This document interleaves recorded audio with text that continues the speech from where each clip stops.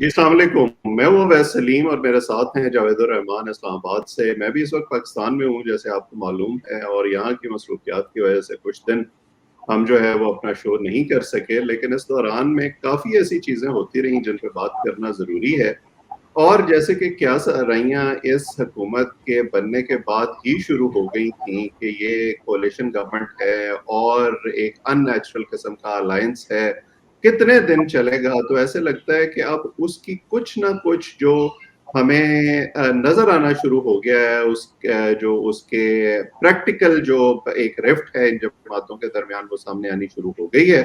ان چیزوں پر جاوید صاحب سے بات کریں گے، اور اس کے علاوہ کچھ دعوے کیے جا رہے ہیں کہ جی شاید پی ٹی آئی کے اندر بھی کوئی فورڈ بلاک بننے جا رہا ہے، کچھ ارکان باغی ہونے والے ہیں۔ تو ان تمام چیزوں پر بات کرتے ہیں اور دیکھتے ہیں کہ صورتحال ہے کیا۔ جاوید صاحب، آپ کا بڑا شکریہ کہ آپ نے وقت دیا آج پھر۔ تو ذرا یہ بتائیں نا کہ ہم اس پہ ہم بھی بات کرتے رہے ہیں کہ یہ اتحاد کیسے آگے چلے گا۔ اب اسمبلی کے اندر اس قسم کی باتیں ہونی شروع ہو گئی ہیں، جو حکومت کے اتحادی ہیں انہوں نے اپنی ناراضگی کا اظہار کرنا شروع کر دیا ہے۔ ایسا کیوں ہو رہا ہے آپ کے خیال؟ جی بہت شکریہ۔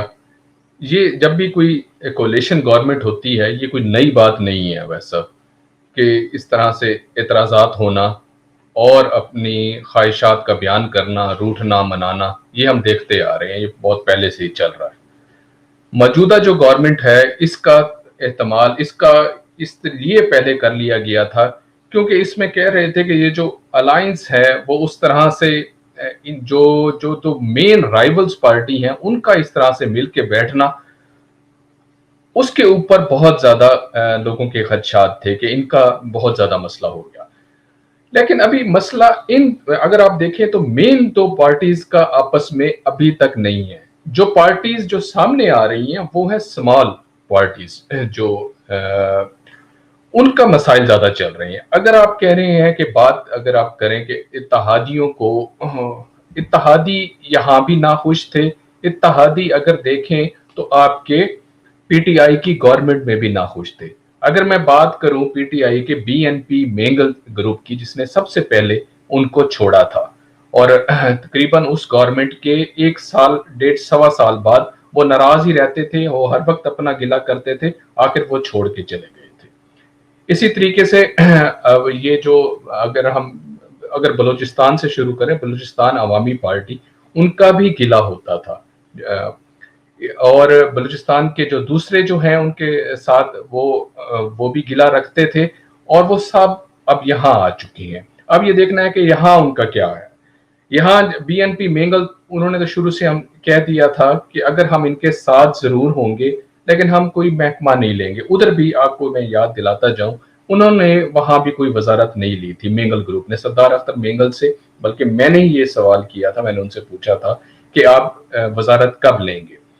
تو خیر اس دفعہ ان کو کسی طریقے سے کوئی وزارت وغیرہ ان کو کوئی دے دی گئی ہے، اب اس دفعہ وہ کر چکی ہیں، پچھلی دفعہ انہوں نے نہیں لی تھی۔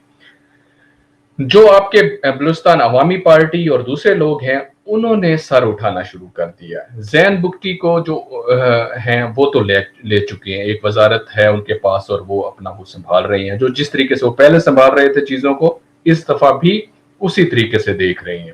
پچھلے دنوں آپ نے ان کا ایک کلپ بھی دیکھا تھا، وہ بھی اگر آپ کو یاد ہو، جو ان کے طلعت حسین صاحب جو ایک ہمارے اینکر بھی ہیں، وہ وہاں ایک ہوٹل کے قریب سے گزر رہے تھے، ان کا کھانا لینے کے لیے کچھ گئے ہوئے تھے، تو یہ آپ سارے کی وہ آواز۔ یہ سارے وہ وزیر ہیں جو جھنڈے اور ڈنڈے والے وزیر ہیں، جن کا کام سے کوئی تعلق نہیں ہے۔ جی بالکل، یہ اگر آپ کو یاد ہو بلوچستان سے ریلیٹڈ جب پچھلے دنوں بہت زیادہ مسئلہ ہوا تھا تو زین بگٹی صاحب نظر نہیں آ رہے تھے۔ خیر ہم بات کر رہے تھے اتحادیوں کی ناراضگی کی، تو یہ اتحادی، اب مسئلہ یہ ہوا کہ یہ یکدم کیوں ناراض ہو گئی ہیں، ایسا کیا ہو گیا؟ آپ نے دیکھا کل کی تاریخ میں ایم کیو ایم پی ناراض تھی، جے یو آئی ایف کے بھی اعتراضات سامنے آ رہے تھے، وہ بھی بول رہے تھے، بلوچستان عوامی پارٹی۔ ہوا یہ ہے کہ اس کے درمیان جو ان کو سب کو ساتھ بٹھانے میں سب سے مین کردار تھا آپ کے زرداری صاحب کا۔ زرداری صاحب نے ٹیکل کیا ہوا تھا ان کو متحدہ قومی मूवमेंट को। उन्हें कहा हुआ था कि हम आपके साथ बैठेंगे, और उसके साथ एक उन्होंने एग्रीमेंट के तहत जब ये आए हैं, जब ये आपके इलेक्शंस आए हैं, उसमें उन्होंने देखा कि एग्रीमेंट तो वो सामने नहीं, उसके ऊपर पूरी पासदारी नहीं हो रही। बल्कि उस एग्रीमेंट के बारे में तो ये कहा जा रहा था कि वो सिर्फ इस हुकूमत के लिए नहीं बल्कि अगले इलेक्शन और उसके बाद के लिए भी है। जी, वो एग्रीमेंट जब इन लोगों ने साइन किया था, अगर आपको वो रात याद हो, तो एमक्यूएम और जो बाकी सारी पार्टीज इकट्ठे बैठी थी, जिसमें ख्वाजा आसिफ साहब ने सुबह के टाइम बाहर निकल के सहाफियों से जो बात की थी, उन्होंने कहा था कि हम तो इन्हें मनाने में नाकाम रहे थे, ये जरदारी साहब को ये क्रेडिट जाता है जो अंदर गए हैं, एमक्यूएम के साथ कुछ देर बैठे हैं और वापस आके उन्होंने 20 मिनट में ये मसला हल हो गया है। तो फिर सहाफियों की तरफ से ये दूसरा सवाल था कि कैसे हल हो गया। उन्होंने कहा जी इंज नहीं मान रहे सी, असी बकायदा इन्हां नाल एग्रीमेंट साइन करवाया है। ताकि वो, उनका कहने का ये मतलब था कि हम जो एग्रीमेंट कर रहे हैं ये मौजूदा सिर्फ इस बजट तक नहीं होगा, हम चाह रहे हैं कि हम अपना टेन्योर पूरा करें। ये टेन्योर पूरा करने तक के लिए, अगले इलेक्शन तक के लिए ये सारे इंतजामात किए गए थे, क्योंकि वो भी नहीं चाहते थे कि हम सिर्फ 2-1 महीने के लिए आए और उसके बाद हमने इलेक्शन में भी जाना है, और इलेक्शन में इस सूरत हाल में गए तो हमारे लिए मसला होगा। खैर जी, आप बात पूरी करें। जी, खैर इनका ये प्लान तो था, लेकिन आप ये भी जहन में रखें कि जरदारी साहब अपनी, जब आप हुकूमत में थे, एक दफा ये भी कह चुके हैं कि वादे तो जरूरी नहीं वो ईफा हो, वादे तो टूटते भी रहते हैं। ये इस चीज को अगर आप इसके साथ मिला के देखें तो ये जो इनकी अब नाराजी सामने आई है, तो उससे मुझे वो लग रहा है कि अब भी कुछ ऐसे वादे टूटते हुए नजर आ रहे हैं। अच्छा, एक जो इसमें एक फैक्टर हो सकता है, क्या आपको ये लगता है कि ये छोटी जमातें जो हैं अपना जो वो हिस्सा बकदरे जुस्सा होता है उससे ज्यादा मांगने की कोशिश कर रही हैं, लालची हो रही हैं, जिसकी वजह से कोई मसाइल पैदा हो रहे हैं, और जो हुकूमत है वो इसके बारे में क्या कहती है जब आपकी उनसे बात होती है? जी देखें, अगर हिस्सा बकदरे जुस्सा देखें तो कल खालिद मक्सी और असलम बोहतानी जो बलूचिस्तान के हैं, उन्होंने तो ये गिला किया कि हम वजारत की क्या बात करें, हमें वो कहते हैं कि आप वजीर जरूर होंगे लेकिन वजीर बेमहकमा होंगे।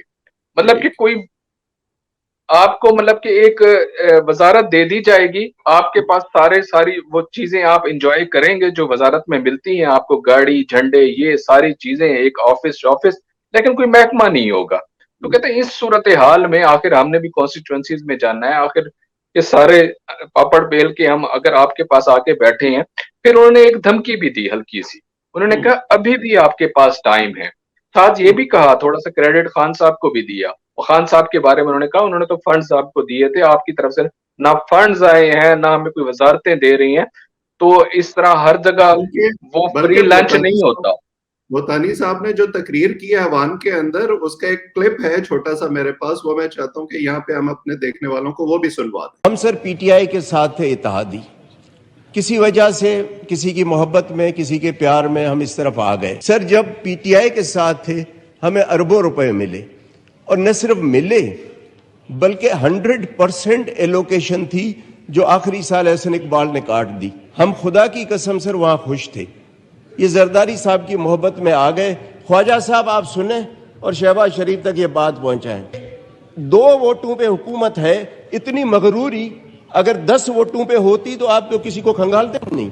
जी, जिस तरह से ये भूतानी साहब इसके अंदर बात कर रहे हैं, इसी तरह खालिद मक्सी साहब ने भी फौरी तौर पे माइक लिया और उन्होंने भी अपनी भड़ास टिका के उसके अंदर निकाली। और ये जो धमकी आई थी वो खालिद मक्सी साहब की तरफ से थी कि अभी भी आपके पास टाइम है। उनका कहने का मतलब जो हमें समझ आ रहा था वो ये कह रहे थे कि बजट शजट आप पास करवा लें, बजट और साथ अगर आप ये याद रखें अवैस साहब, ये जो हुकूमत है इसके बारे में बार बार एक बात की जा रही है, ये 2 वोटों की गवर्नमेंट है। जब इन्होंने वोट ऑफ कॉन्फिडेंस लिया था, जब वोट ऑफ नो कॉन्फिडेंस में उनको गिराने के बाद वोट ऑफ कॉन्फिडेंस लिया था, तो इनके पास 2 वोट एक्स्ट्रा थे जिसके ऊपर इन्होंने अपनी हुकूमत ये बना रखी थी।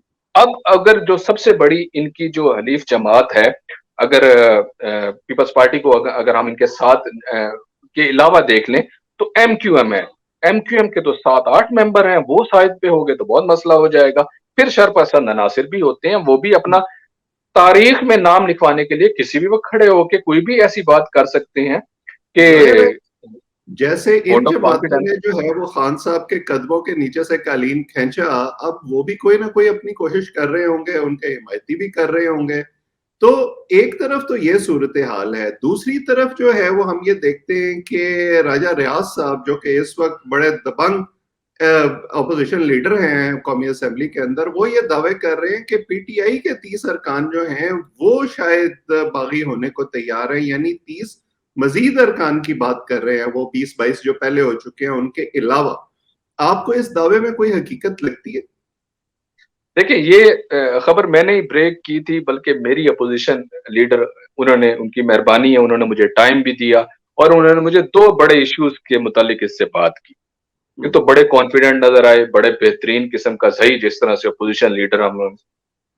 تو وہ کہتے ہیں, میرا یہ دعویٰ ہے, میں نے ان سے پوچھا کہ جناب آپ نے پہلے دن جو بات کھڑے ہو کے کی تھی وہ یہ تھی کہ شاہ محمود قریشی اور شیریں مزاری صاحبہ یہ تو فلور پہ کھڑے ہو کے کہہ چکے ہیں کہ ہم استعفے دے چکے ہیں, تو ان کے استعفے کیوں منظور کرتے؟ کہتے ہیں کہ میں ایک گل ضرور کراں گا, اور انہوں نے دوسرے دن آ کے اسمبلی کے اندر یہ بات کی بھی ہے, یہ کل کی تاریخ میں بات کر رہا ہوں. پھر انہوں نے کہا کہ جناب ایک اور بات بھی سنتے جائیں, وہ یہ ہے کہ 30 ایم این اے جن میں اسپیشل سیٹس والے نہیں, 30 الیکٹڈ ایم این ایز, وہ بھی آنے کے لیے تیار ہیں, میرے ساتھ ان کانٹیکٹ ہیں, اور کسی بھی وقت وہ آ جائیں گے اور ان کے ساتھ بیٹھ جائیں گے. اب بڑی عجیب و غریب قسم کی صورتحال ہے. ایک طرف سے وہ اتحادی وہ کہہ رہے ہیں کہ اگر ان کی تعداد دیکھا جائے تو وہ بھی 30 پوری نہیں بنے گی. اگر ان کے 30 پورے آ جاتے ہیں پھر یہ دوبارہ سے قابو ہو جائیں گے, یہ کہیں گے جناب ہمارے تو پورا ہو گیا کام, اور اس طریقے سے چلائیں گے اور یہ ساری چیزیں چل پڑیں گی.